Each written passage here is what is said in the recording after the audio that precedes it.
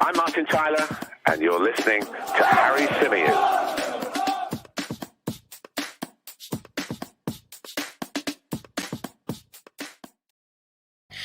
Hello and welcome back to the Chronicles of a Gooner, the Arsenal podcast, part of the 90 Min Football Network, coming to you around about half an hour or so after the full-time whistle at St James's Park. Newcastle 2, Arsenal 0, a devastating defeat, a defeat that all but kills our hopes of qualifying for next season's Champions League. Now, as Mikel Arteta just said in his post-match interview, you know, if the unthinkable happens, if Tottenham do get beaten at Norwich on the final day, then Arsenal need to be there and ready to capitalise on that. But, you know, it's gone. It feels like it's gone.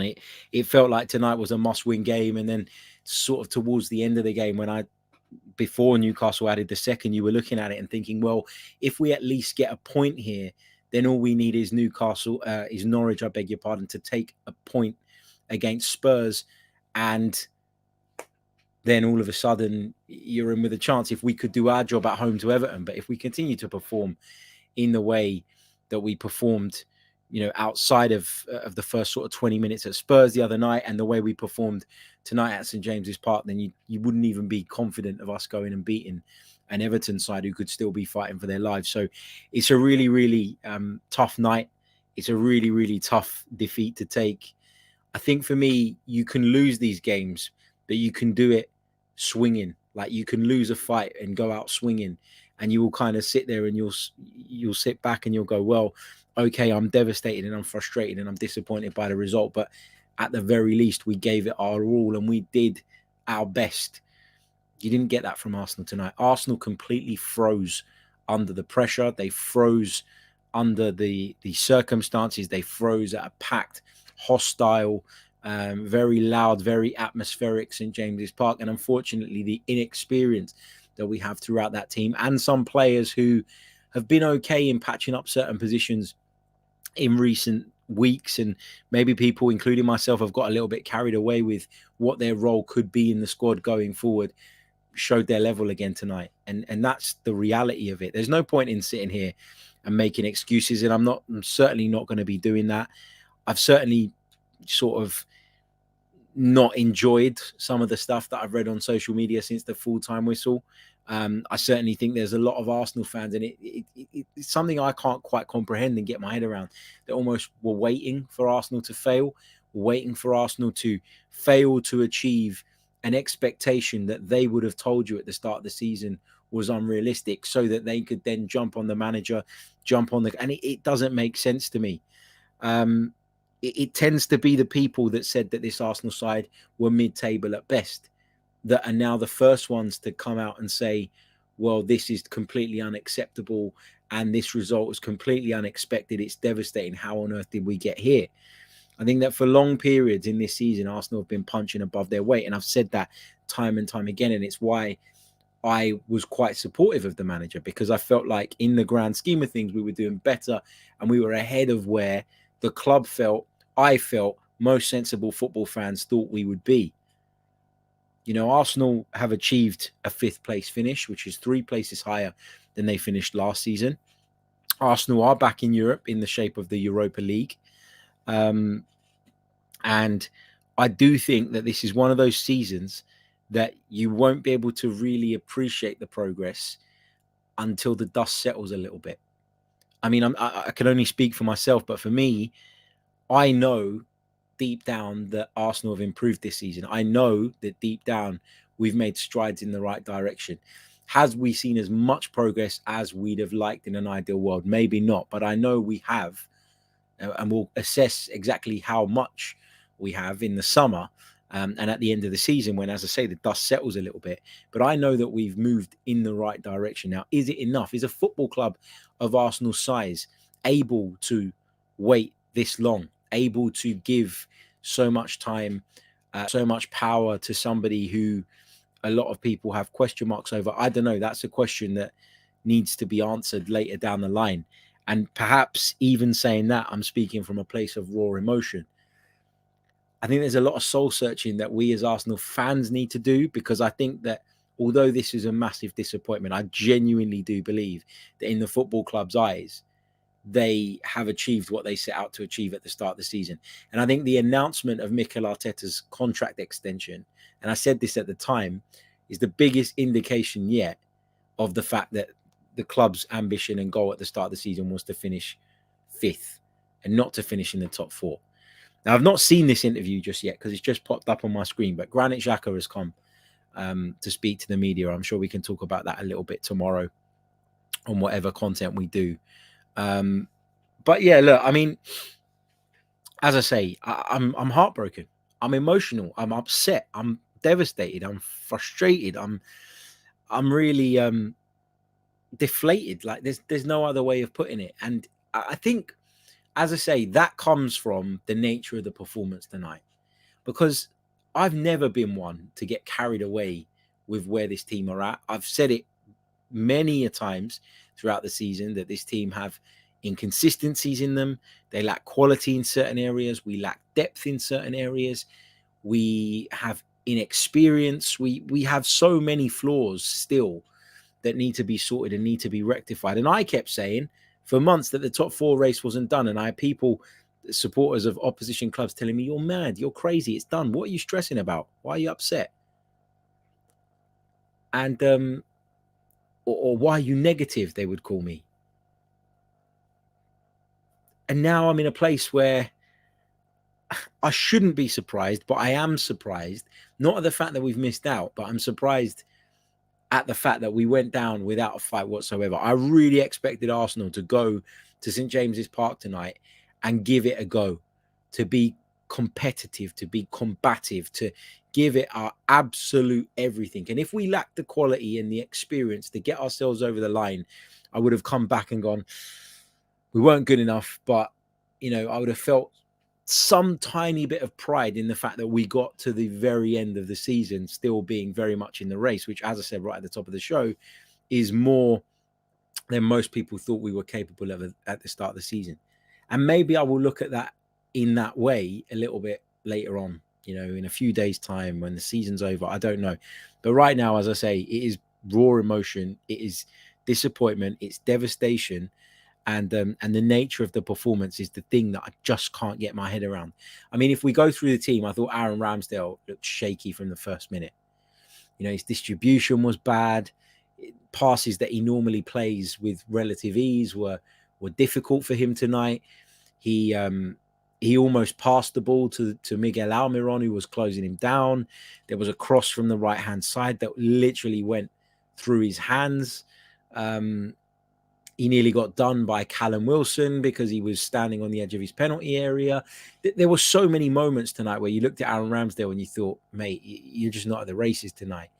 Tomiyasu had a torrid time against Alan Saint-Maximin. And although people poke fun at him and laugh at him, I actually thought that he was quieter when Cedric was on the pitch.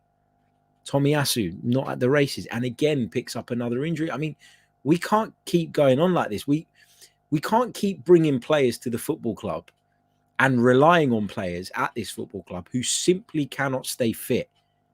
You just can't do it. You know, at the moment, we've got 2 fullbacks who spend more time on the treatment table than they do out on the training pitch. And that's a big worry and a big concern. You can't build your team around people like that. And that's something that Arsenal really do need to look at. You move into the centre of the defence tonight, and both of them clearly had sort of pushed the barriers to be fit and available. Ben White ended up scoring an own goal, which obviously made our task much more difficult. I saw Gary Neville's analysis on Sky of that, and he talks about the fact that Ben White should probably do better there. I'm really reluctant to go in on a centre-back who's tried to cut out a cross and it's ended up in the back of his net. I think that is one of the most common types of own goal that we see in football. The ball coming across the box, you're out on the stretch, you don't make the contact with it you'd like, and it beats your goalkeeper at the near post or whatever. So I don't really want to dig out Ben White for that particular moment, but I didn't think he ever looked comfortable tonight dealing with Callum Wilson when Callum Wilson was opting to place himself on that side. Gabriel, I thought, looked quite good in the first half. I thought he was probably our best player in the first half. I thought he he looked quite sharp considering that he wasn't fit. But then when he got taken off, when he did, it started to make me think that actually he wasn't fit. And that was why he was the first one to be dragged off. It was weird. I didn't think he was bad. Nuno Tavares wasn't as sort of catastrophically bad as he's been in recent weeks, but didn't offer us what I hoped he would offer us going forward, going down the left-hand side. And again, can you really pin that on Nuno Tavares? The team's performance overall was so bad that we never gave him the platform to be able to go on and do that. So that was the back line. Let me just quickly address this comment, because every time Arsenal lose, we get all the cretins coming out of the woodwork. Look at this. Do Irish. Go on, Harry. Defend Arteta so you can get on TalkSport next week. That has got nothing to do with me doing work at TalkSport. Actually, based on some of the clips that TalkSport put out, you'd probably think it's the opposite. If you're more outraged, if you're more wild in your opinions, you're probably more likely to get airtime. So don't give me that absolute nonsense. Trying to suggest that I'm peddling a certain narrative to get work is absolutely ridiculous, because I don't rant and rave and throw my toys out of the pram like a child every time my football team loses a football match, which is something that happens in sport. It doesn't mean that I'm after something or anything. It's absolute nonsense. And those are the types of comments that unfortunately we get plagued with every time Arsenal lose a game of football. And then you got to start to question, right, whether these people are actually Arsenal fans, because the amount of them that I saw in the live chat during the watch along that we did for the game tonight, who seem to be reveling in Arsenal's misery, who seem to, in a sick, twisted, sadistic way, enjoy the fact that Arsenal have lost the game. What is that about, man? What has happened to our game? I really don't understand it. Like, you know, people that just got nothing better to do, clearly haven't got much else going on, and feel the need to be outraged. Maybe they're the ones looking for retweets and likes and clout, because they're the ones with the that are pushing the narrative. I'm just saying it as I see it. And I've said how disappointing tonight's performance was, and I've said how disappointed I am with the outcome of it.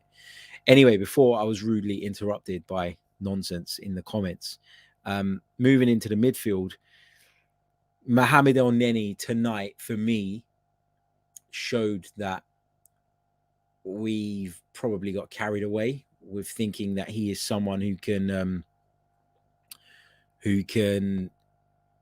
hold down a place in this squad, someone that we should be looking to keep in the future. Now, I've always been very adamant that if we were going to keep Mohamed El-Neni, it would have to be as a fourth, maybe even fifth choice centre midfielder. That's what I rate him as. That's what I see him as. And I've never, ever really sort of moved away from that. That's always been my view on Mohamed El-Neni for all the years that he's been at the football club. Can he come in and do a job from time to time? Yeah, he can. But when you start to rely on him, when you start to pick him week in, week out, because your options are limited, when you start to have to rely on these players to deliver consistent performances of a certain level over a period of time, they're going to get found out. And I really did think that Mohamed El-Neni was found out tonight. I thought he was fearful in his passing. You know, one of the things that I was really impressed with when El-Neni came back into the side a few weeks ago was that he seemed to be quite confident in a lot of the things that he was doing. But you could see very quickly tonight that he kind of went into his shadow and was almost afraid to progress the ball. And if you can't progress the ball from midfield and you're not able to progress the ball from the back line as you'd like, then you're going to struggle to get the ball up the pitch. You're going to struggle to get your attacking players involved. And I thought that Martin Odegaard struggled as a consequence of Arsenal's midfield being unable to progress the ball in the way that we've seen them do at various points this season. Now, Thomas Partey is a huge part of that, and to be without him has obviously hindered us in that department, but we've been without him for some time, and you need to find solutions to these problems. It goes back to the point I made again, that injuries have been a big problem, and we seem to keep losing the same key individuals, and there has to come a point where you as a manager go, well, I've got to reassess this. I've got to think about this properly, because I can't afford to be without a top player every single week. I can't afford to be without my first choice fullbacks week in, week out. I can't afford to have my fullbacks pulling up week after week with injuries. I can't afford to be without my best centre midfielder, whom I spent a huge chunk of money on week in, week out, and sometimes 3-4 times in a season. So Mikel Arteta really does need to think about that and really does need to assess that going into the summer. I genuinely believe that, because to continue to rely on these players would be madness, because what's the definition of madness? Doing the same thing over and over and over and over and over again and expecting the same results. So I think we had a problem in midfield tonight. I didn't think Granit Xhaka had his best game either. I didn't think he was all that good at Spurs the other night either. And again, are we seeing a player who, just isn't able to maintain that absolute top level week in, week out, and therefore do we need to upgrade? Do we move on? These are all questions that are going through my mind at the moment. And when I do these post-match reaction podcasts, I don't sit down and plan the show. I don't sit down and think about what I'm going to say to you. I don't, as some of you are suggesting, prepare my agenda pre-show and come and sit here and spew it all off to you.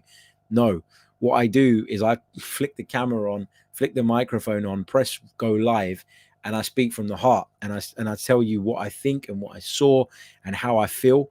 And right now I feel dejection. I feel like a lot of questions have come up for me with regards to a lot of the individuals that are within the setup at the moment.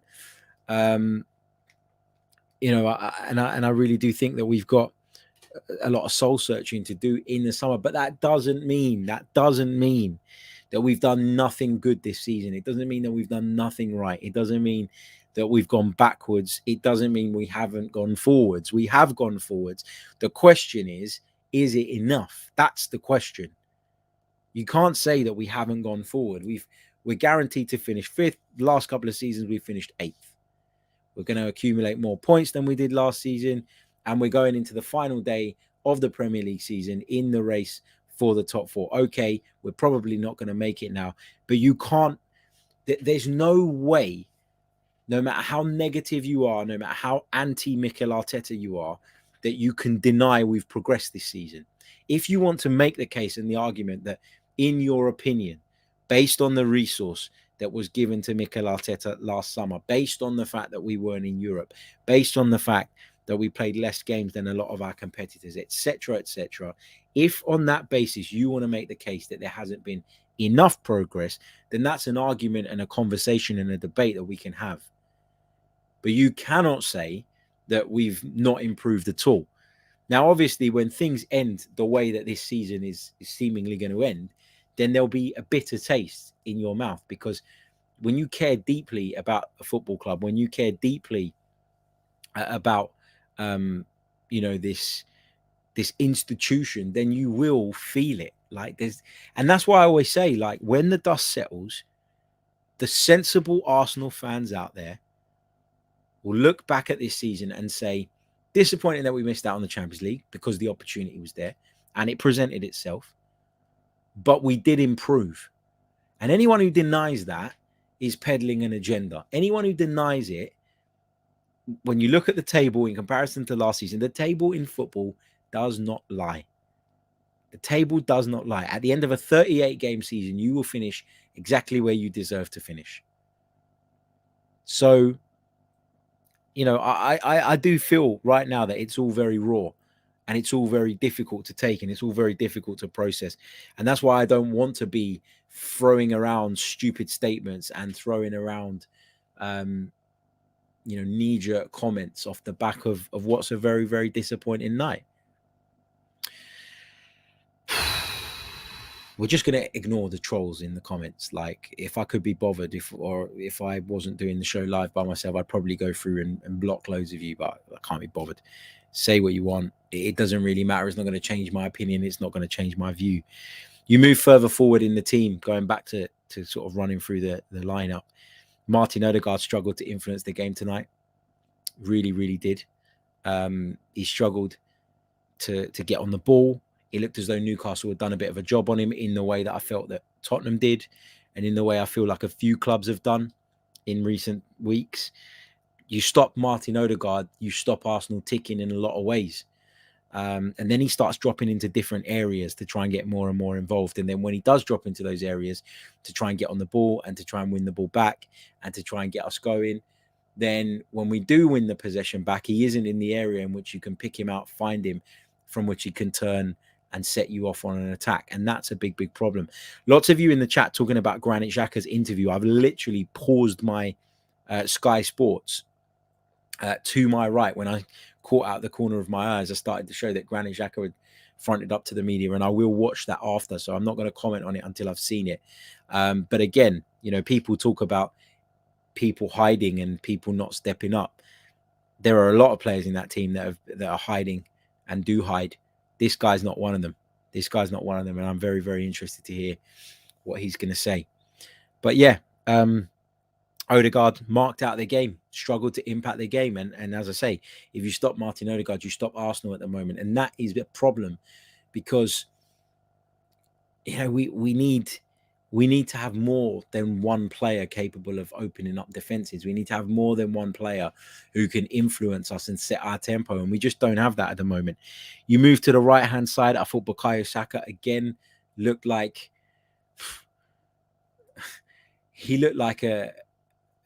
the Only Fools and Horses car. If you lot guys have seen it, I don't even know what it's called. The yellow car, you know what I'm talking about. He looked like that car running with no petrol in it. That's what he looked like on the right hand side. Not because I don't rate him, and not because I don't think he's a good player. He's a fantastic player. But I've told you guys all season, and you'll know that I'm not just saying this now. Saka, Smith Rowe, Martinelli, they don't deliver with the regularity that the likes of Son deliver, that the likes of Mane deliver, that the likes of Mahrez deliver, that the likes of, there it is, Reliant Robin, that the likes of Jared Bowen deliver, that the likes of even Rafinha deliver. And then what you end up with is a team that struggles for goals when they're going through dips. And this is the problem. This is why what we opted to do and opted to go for was such a risky strategy, because you were essentially relying on a group of really young kids and young players who are still on their way up to deliver for you week in, week out, when the reality is they should be coming in and out of the side to complement a more experienced group, gaining valuable experience and progressing that way. They shouldn't have the weight of the football club on their shoulders, and unfortunately they do. Obviously the club, Mikel Arteta, all the decision makers feel like they're capable of coping with that and they're good enough, and that's why they took that decision. But I think that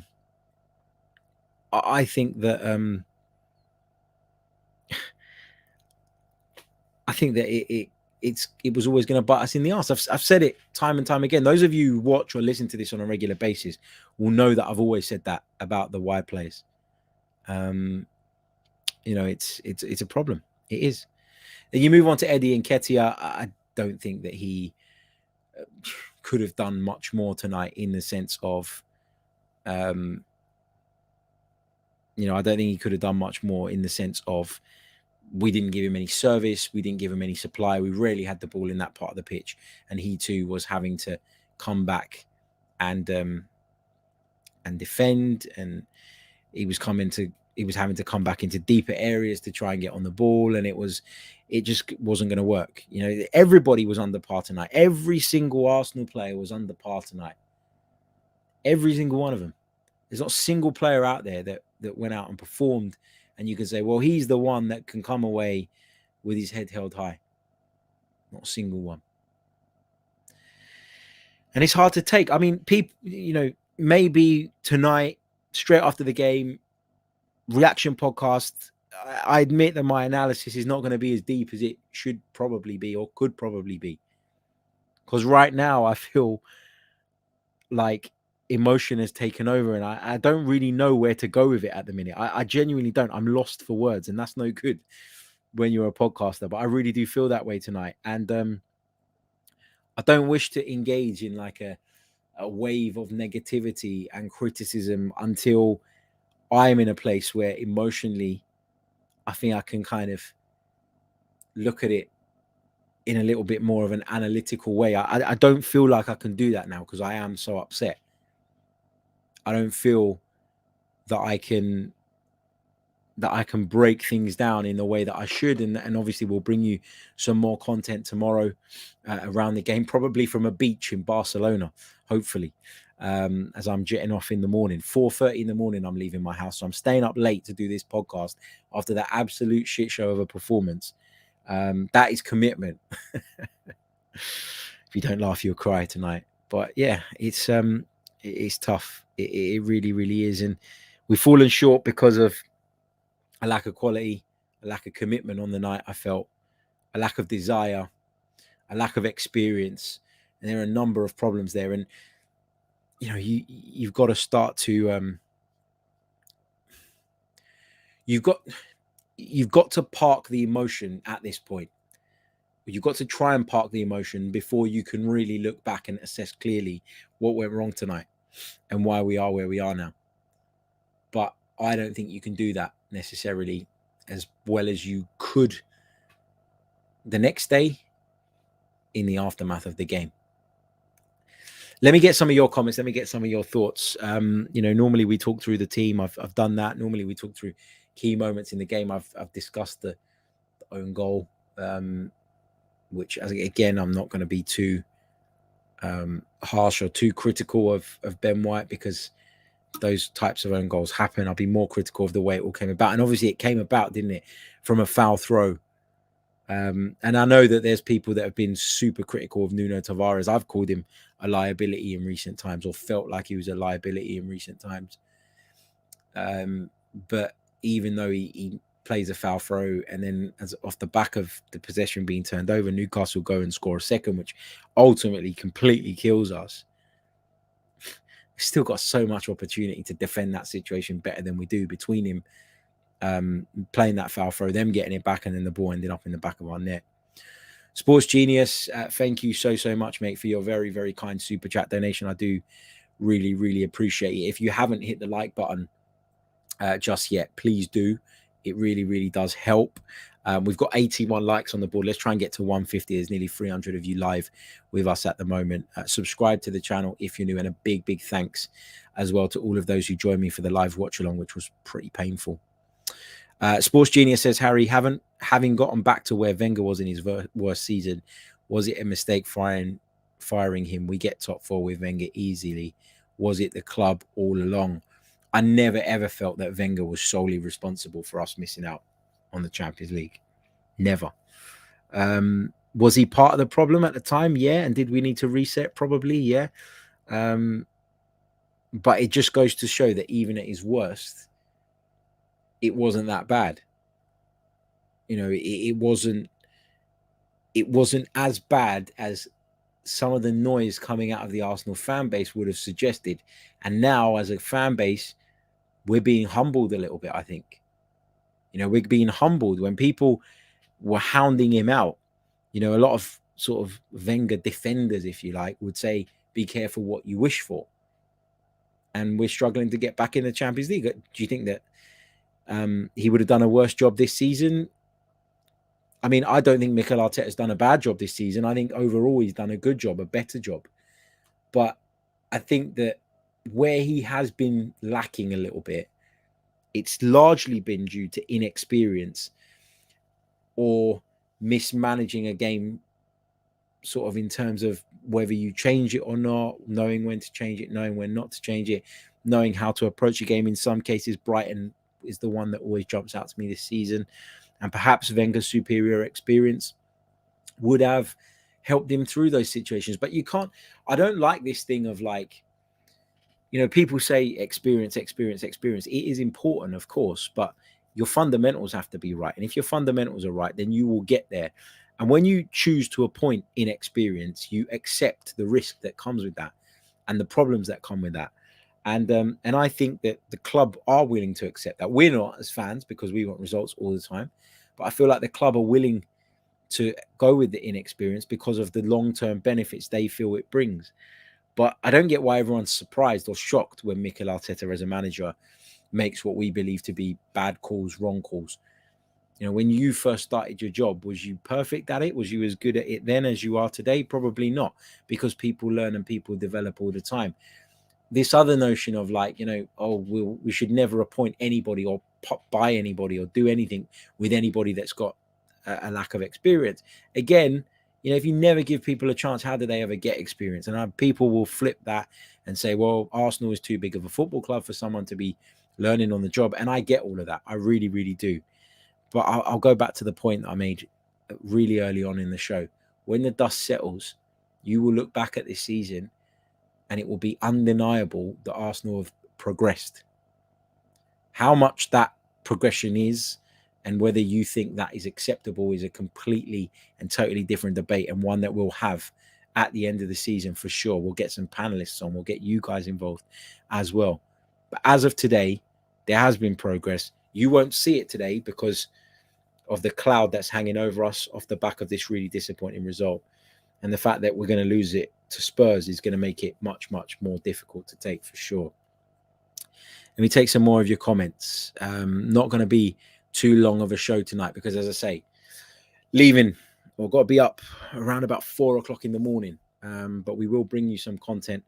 I'll bring you a video from Barcelona tomorrow with a bit more of a calmer reaction and a bit more of an analytical reaction, I guess, to what we saw tonight. Jay Sayers says, we're a tin pot club with a tin pot manager. We don't deserve Champions League. Spineless players and a coach with zero plan B. Useless donkey players. Okay. I wouldn't have read that one if I got right to the end of it. What else have we got? Halo says, Harry, we go again. Yeah, we go again. It is what it is. Johnny says, Arteta has done a good job. No one can realistically say they expected to be in the running for the top four. Completely agree. People will keep pointing, won't they, as well, to January. And I get that, and I really do get that. But what you have to realize is that the club were aiming for a top 6 finish.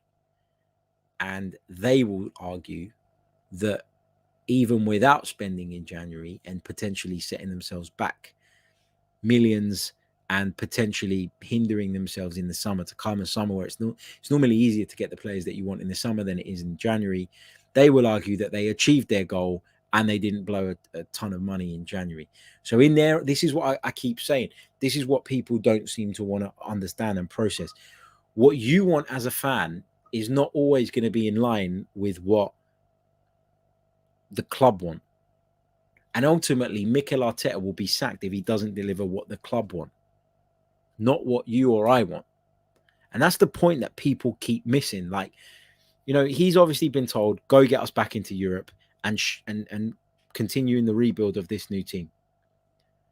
He's gone. He's brought some young players in. He's improved us in terms of the fact that we're in the hunt for the top 4 going into the last game of the season. And he's not, and he's achieved what they wanted him to achieve. So they're not going to sack him, right? It's like you go into a shop as a consumer, as a customer, what you want out of the experience is different to what the shop want out of the experience. The shop want you to spend money and buy their product, and you want a good service, and you want this, and you want a discount, and you want that. You're not always going to get what you want, and the club, the shop are not going to always get what they want from you. Like it doesn't work like that. Not everybody is always satisfied in every transaction, and this is what it feels like with Arsenal at the moment. That you've got Edu, Kroenke, all of those guys. If we get in the top 6, if we get back into the Europa League, that's progress this season. Happy days. That's your objective, Mikel. Go out and achieve it. Bang, last weekend, wrap up 5th place. Here you go. Here's let's announce your new contract. But to the fans being in the race for the Champions League, we want the Champions League. Of course, I was desperate for us to do it. Desperate. Talked countless times about the benefits that would come if Arsenal could do that this season. But we've missed out. I know it's not over till it's over, but we've missed out. Amir says, it's time for the players to take some responsibility. It's not always the manager. I always say this as well, and I always have this conversation with one of my brothers, and he's really, really big on this point, and he makes it well, to be fair. He always says, it's, the manager can create a plan, can set you up in a certain way, can give you the platform upon which you need to then go out and perform. But if you don't perform, all of that is irrelevant. And time again in modern football, we see this kind of reaction, and it's always towards the manager. It's never towards the players. When ultimately they're the ones going out there and executing the plan, and we seem to, and he always says this too. He says, we always seem to kind of build football up as manager versus manager, when actually, no, it's 22 players competing on the pitch with one another. It's Pep versus Klopp. It's Mourinho versus Wenger. It's Ferguson versus Wenger. That's a small part of what's going on. But the rest of it is between the 22 players out on the pitch. And yes, Mikel is not perfect. And I'll be the first to say that. But there's no doubt in my mind that he prepared them this week in the same way that he's prepared them all season, and in the same way that he's prepared them before games that we've gone out and been brilliant and won. He is someone who has a very clear idea of what he wants to do, a set of, as he calls them, non-negotiables, and he will, in my opinion, prepare the team in a lot of ways the same every week. Now, in some ways, it'll be different based on the opponent. There'll be deeper analysis. There'll be video sessions. I get all of that. But overall, I'm pretty sure that Mikel Arteta doesn't just go from one week to the next. Oh, I'll bother this week. No, I won't bother that week. I'll try this week. No, I won't try next week. That, those guys, those players wearing that Arsenal shirt have to go out there and they have to deliver and they have to execute.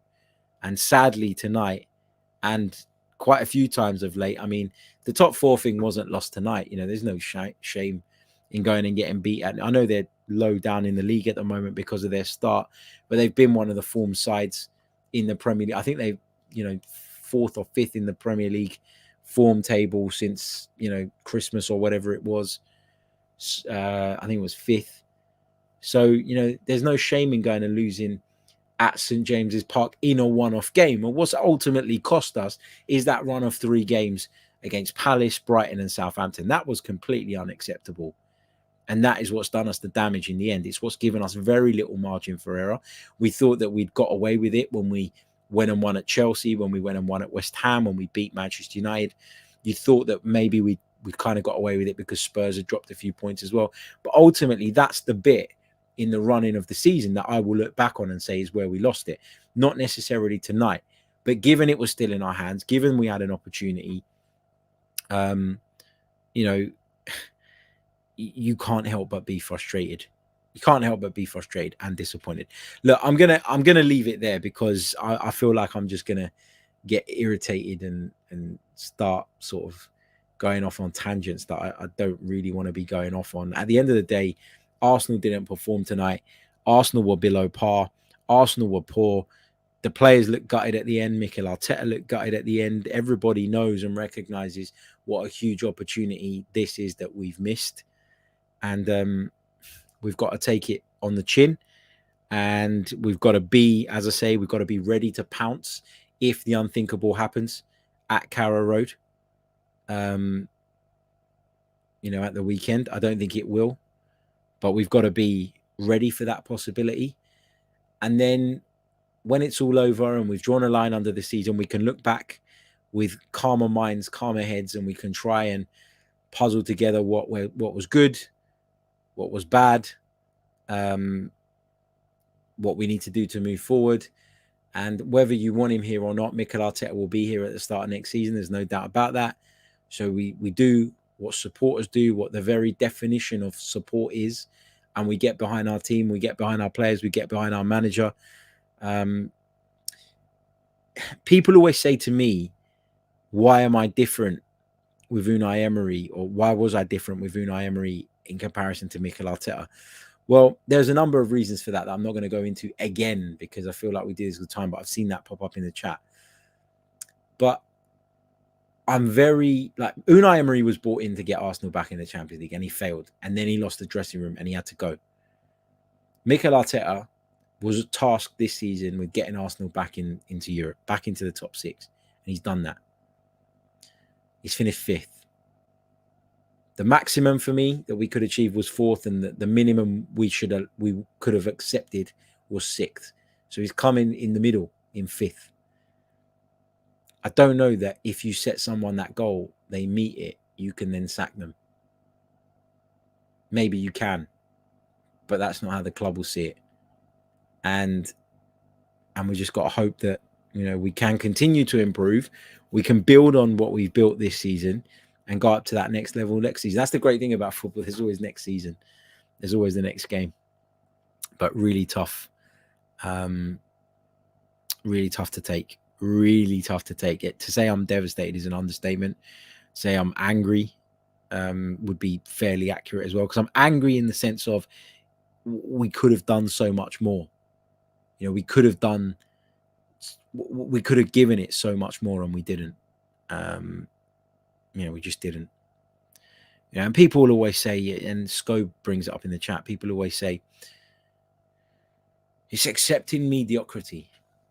It's not, because I've never once said that I want Arsenal to be in this position, or that I'm happy with Arsenal being in this position. Because I'm not deluded, and I don't let one-off performances or flashes in the pan take my mind off of, or take my focus off of where we're actually at. It doesn't mean I'm accepting of it. It means I'm realistic. And that's why, that's why I don't want to be knee-jerk, because I don't think you should be knee-jerk in football. I think that progress a lot of the time is achieved over a consistent period. Consistency is key to progress, right? No, I know what's Sco. I didn't mean that you say it. I meant that you brought it up in a comment, which you did, accepting. But more than that, not just getting into 6th, because people will say accepting mediocrity as they don't understand all of it. It's 5th, 6th, but at the bottom of trajectory. That's the point. Yeah. I was just making the point that you mentioned the accepting mediocrity stuff, because I'm gonna get that for sure in the comments after this live stream. But look, let's just quickly summarize. Super frustrated, super disappointed, absolutely shattered. Doesn't help either.